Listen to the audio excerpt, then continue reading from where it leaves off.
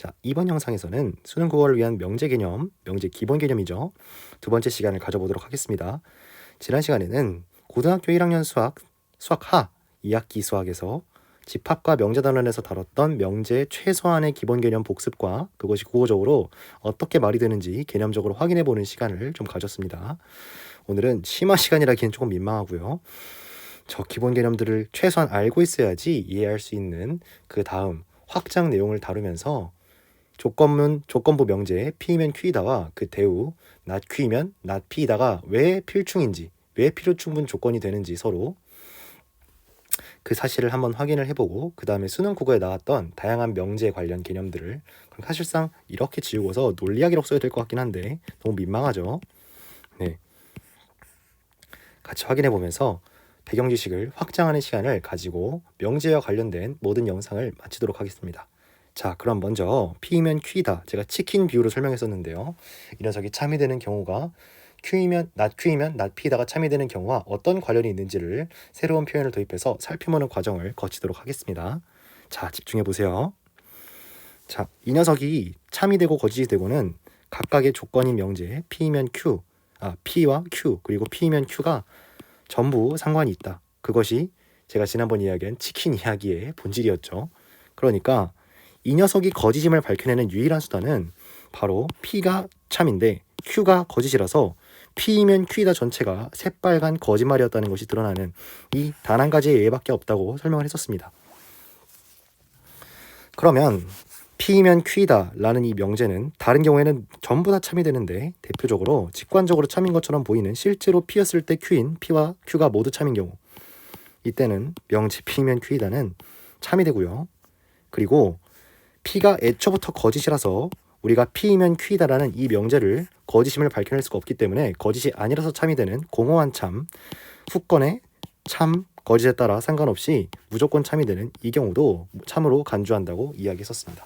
그러니까 이러한 그림이 이 녀석에도 그려진다는 이야기인데 그러니까 이 녀석과 이 녀석이 모두 다 이런 경우만 빼고 똑같은 진리표를 가지게 된다는 것을 보이면 아마 해결이 될 것입니다. 자, 그런데 그것을 보이려면요 우리가 조금 더 쉽게 생각하는 방법이 있습니다. 바로 이 녀석과 이 녀석의 모양이 다르기 때문에 수학적으로 수학적이라는 논리 중에 직관적인 설명은 아니지만 수험생, 고3 수험생이 아니더라도 수험자의 편의성을 위해 이렇게 한번 개념을 억지로 좀 도입해 보겠습니다.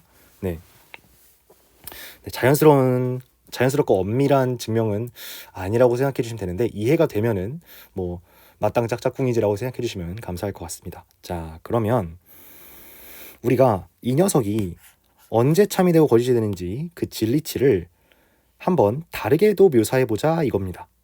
자, 그러니까 이 녀석이 거짓되는 경우는 단 한 경우밖에 없는데 이 세 가지 P이면 Q이다가 참인 경우를 다른 방식으로 묘사할 수는 없을까? 이 경우에만 거짓이 되고 이 경우에는 전부 다 참이 되는 완벽하게 논리적으로 동치인 새로운 표현은 없을까를 고민해 보는 겁니다. 자, 그러면 그런 녀석이 바로 진리집합의 합집합 느낌으로 새로운 명제를 생각해 볼 수가 있는데 자, 이 녀석의 동그라미를 치고요. 이렇게 넘겨짚다 보면 이 녀석이 참이 되는 경우는 Q가 참이거나 P가 거짓인 이상 둘 중에 하나라도 해당이 되면 이때는 참이고 이게 둘 다 말이 안 되는 P가 참이고 Q가 거짓인 경우만 빠지는 새로운 집합이 생겨나겠구나. 새로운 명제가 생겨나겠구나 정도의 느낌으로 받아들일 수가 있습니다. 쌤 말이 너무 추상적인데요. 표현도 정확하지 않고 너무 추상적이에요. 자, 이렇게 한번 써볼까요? 자, P가 아니거나 또는 Q이다. Q가 참이다. 그러니까 이거는 이렇게 쓸 경우에 이 말은 무슨 말이 되냐? 이 명제는 만약에 P가 거짓일 경우, P가 F일 경우에 참이 되고요. Q가 참일 경우에 참이 됩니다. 이 전체 명제는. 그리고 만약 둘 다 참이어도 그러니까 P가 아니면서 Q여도 참이 되겠죠. 그러므로 이 녀석의 진리값을 따져보면은요.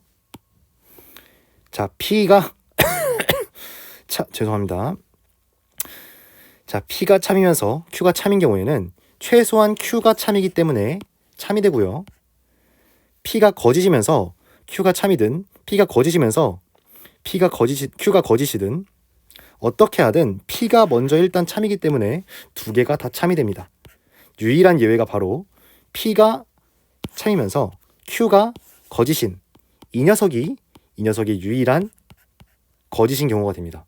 따라서 이 표현 자체는 not P or Q, not P이거나 최소한 not P이거나 Q이다 라는 이 표현이 이 새로운 명제가 P이면 Q이다라는 조건부 명제와 완벽하게 똑같은 진리값을 가지는 동치 표현이구나 라고 생각할 수가 있겠습니다. 너이면 너고 너이면 너인 그런 필요 충분 조건에 놓인다고 할 수 있겠네요. 선생님 이게 뭔가 학술적으로 검증된 사실입니까? 네, 그렇습니다. 이 녀석을 사실 이렇게 쓰지는 않고요. 이런 표현이 이제 논리학계에 있다고 하는데 저는 사실 전공자가 아니기 때문에 이런 표현을 쓰면서 꺼드럭하기보다는 우리가 익히 아는 표현으로 한번 써봤습니다. 자, 그래서 이렇게 생긴 저 기역자 모양이 논리학 기호로서 not이란 뜻이라고 합니다.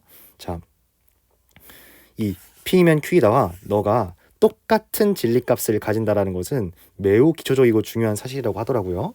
자, 그러면 이 녀석을 바탕으로 우리가 밑에 이 대우 녀석이 어떻게 똑같은 진리값을 가지는지를 한번 확인해 보겠습니다. 여기에서도 not Q면 not P다라고 쓰였을 뿐 이게 조건부 명제이기 때문에 완벽하게 똑같이 이 진리표를 그릴 수 있을 겁니다. 그러니까 이 녀석이 만약에 거짓이려면 not Q인데 not Q가 갖춰졌는데 not P가 아니라서 결국 이 말이 새빨간 거짓말이었다라고 밝혀지는 수밖에 없겠구나 라고 생각할 수가 있는데요. 그럼 마찬가지로 죄송합니다. 이 녀석이 참인데 너가 참인 경우는 당연히 참이고 너가 거짓이면 공허한 참에 의해서 너가 참이든 거짓이든 무조건 참이구나 라는 것을 알 수가 있게 됩니다. 그래서 같은 논리로 이 녀석이 가지는 진리값을 똑같이 표현할 수 있는 다른 명제를 생각해보면요. 이번에는 최소한 이렇게 되는구나. 네, 최소한 not Q이거나 최소한 not Q거나가 아니죠. 최소한 not Q가 거짓이거나 아니면 최소한 not P가 참이구나. 이렇게 되죠. 네, 요렇게. 근데 이 녀석을 요렇게 되죠. 이 녀석을 잘 보시면은요, 보면 여기 not Q가 아니다. 그러니까 not Q라고 나와 있죠. not Q. 그러니까 이것을 위에 제가 그렸던 조금 어렵게 생긴 기호들로 표현하면 이렇게 됩니다.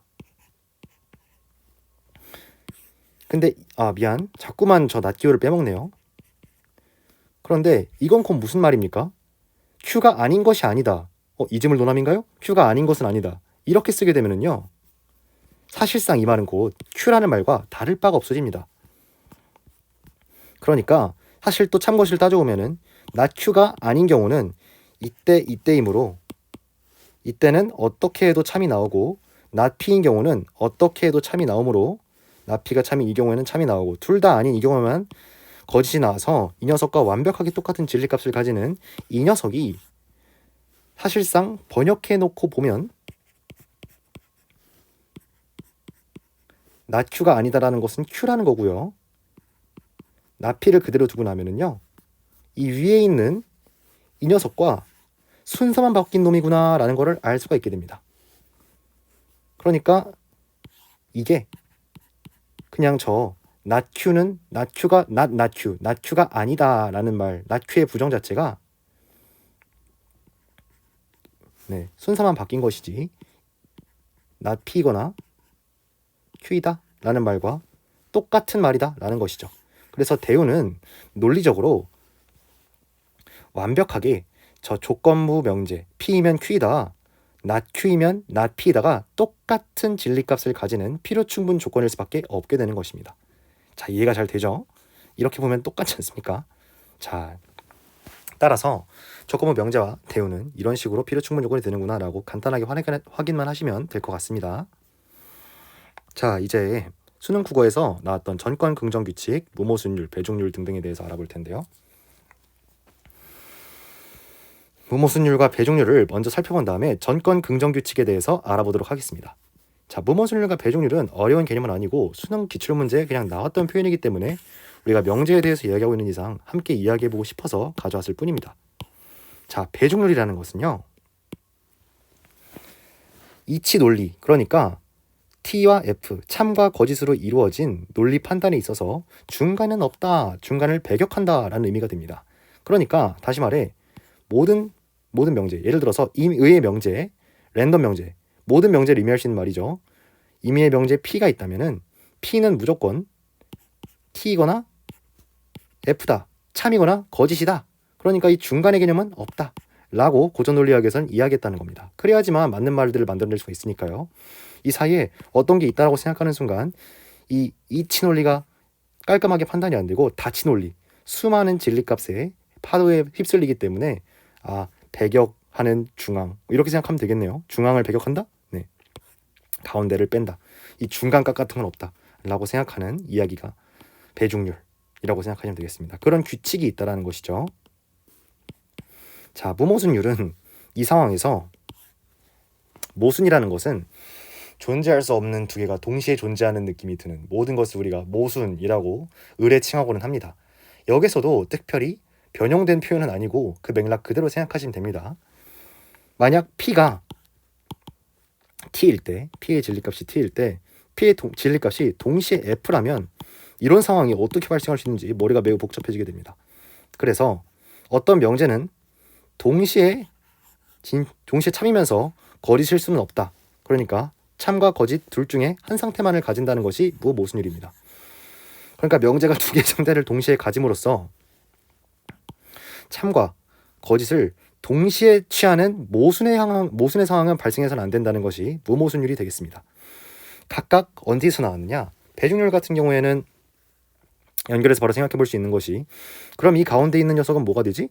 만약에 우리가 참 또는 거짓이라는 걸 하나의 상태로 만들게 되면 이게 이 가운데 있는 상태가 될까? 라는 생각을 2018학년도 9평 거짓말쟁이 문장을 통해서 확인할 수가 있겠고요. 양자역학과 LP 논리라는 이름으로 더 유명한 지문이죠. 무모순율 같은 경우에는 그러면 만약 T와 F가 T이면서 F, 뭐 이런 느낌? 네, T이면서 F is T and F, 이런 상태가 공존할 수가 있느냐? 양자역학적으로는 가능하다. 네, 이런 느낌으로 이어나가서 또 다시 아까 그 지문에서 동시에 될 수도 있겠는데? 정말로? 약간 이런 느낌으로 생각해 주시면 될 것 같습니다.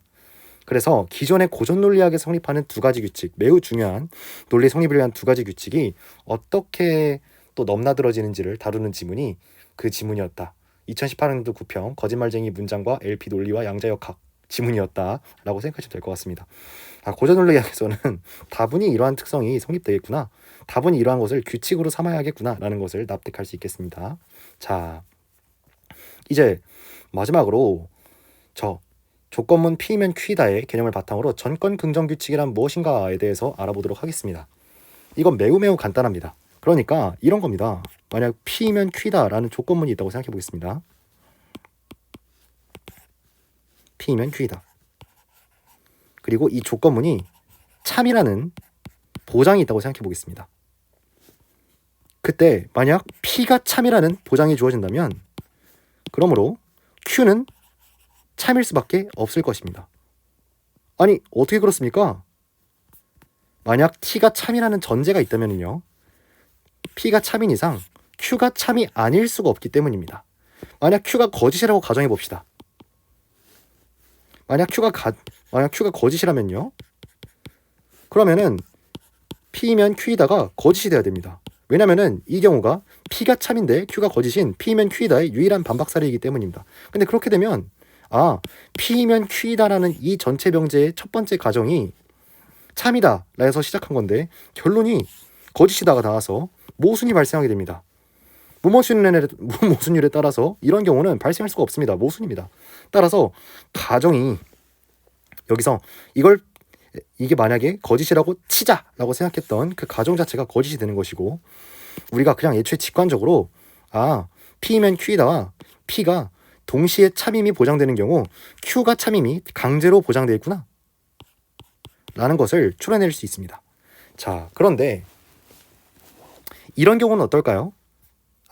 그래서 이러한 특성을 전체 조건부 명제와 그리고 그 전건, 그러니까 수학 용어로 생각하면은 여기가 수학 용어 요거 말하는 겁니다. 요거 전건, 후건이 논리학 용어라고 생각했을 때 가정과 결론이 우리가 수학 교과서에 써 있는 이름이니까요.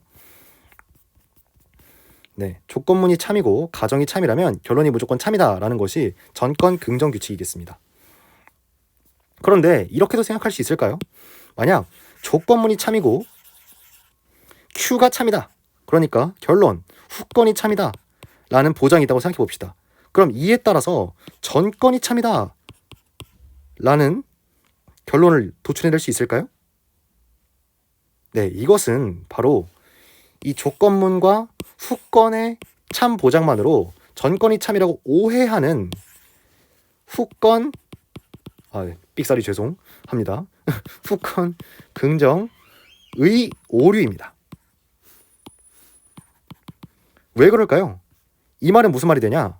이 말이 바로 P면 Q이다가 참일 때 Q이면 P다 라고 이 명제의 역을 참명제로 간주하는 오류를 범한 것이기 때문입니다.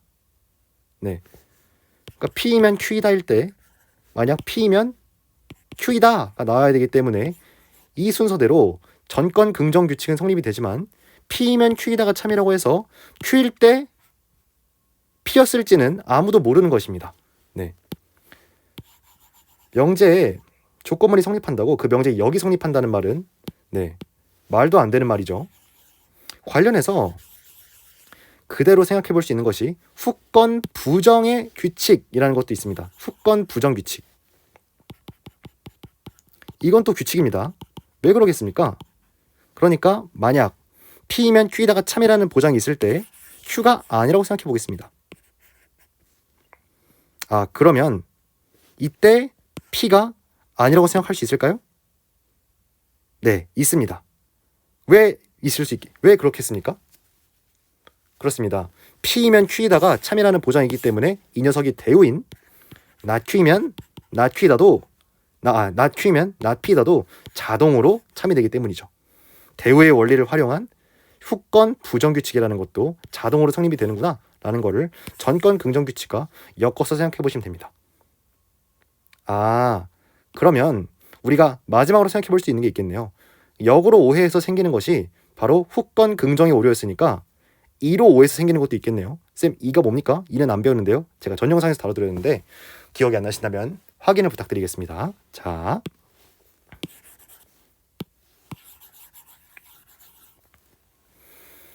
만약에 P면 Q다가 참이라는 보장이 있을 때 P가 아니라고 생각해 봅시다. 그러면 Q가 아닐까요? 이것이 바로 P면 Q이다가 참이라고 해서 not P가 not Q가 된다고 하는 순간 이것은 명제 2가 함께 참이 된다고 고려하는 것이라서 완벽하게 틀린 추론이죠. 이렇게 논증할 수 없습니다. 그래서 이것이 바로 전건 부정의 오류입니다.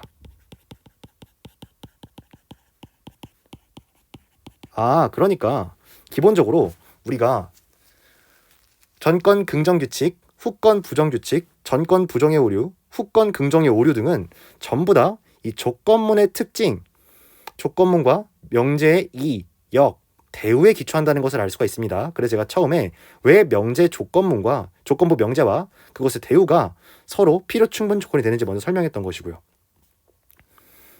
이제 이해가 되셨습니까? 이토록 명제를 알고 나면 수능국어 기출에 나오는 용어들도 사실 고등학교 1학년 수준에서 끝난다는 사실을 반드시 인지하셔야 됩니다.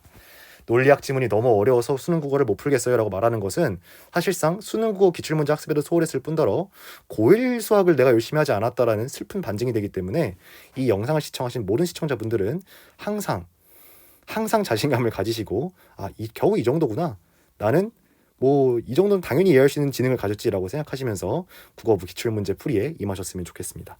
자, 마지막으로 좀 써놓고 끝날까요? 전근규, 후부규, 전부오, 후긍오. 이제 머릿속에 다 있습니까, 혹시?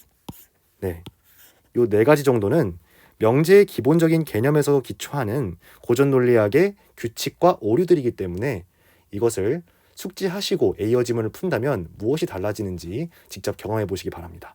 자, 이렇게 해서 오늘 저희가 두 편의 영상에 걸쳐서 명제 기본 개념과 명제 기본 개념을 바탕으로 하는 확장 배경 지식까지 기출문제에서 나왔던 단어들까지 함께 알아보는 시간을 가졌습니다. 자, 수능 국어를 위한 명제 기본 개념 여기서 마치도록 하겠고요. 자, 언제까지나 사고를 위탁하지 마시고 끝까지 자기 힘으로 공부해내시기 바랍니다. 자, 감사합니다.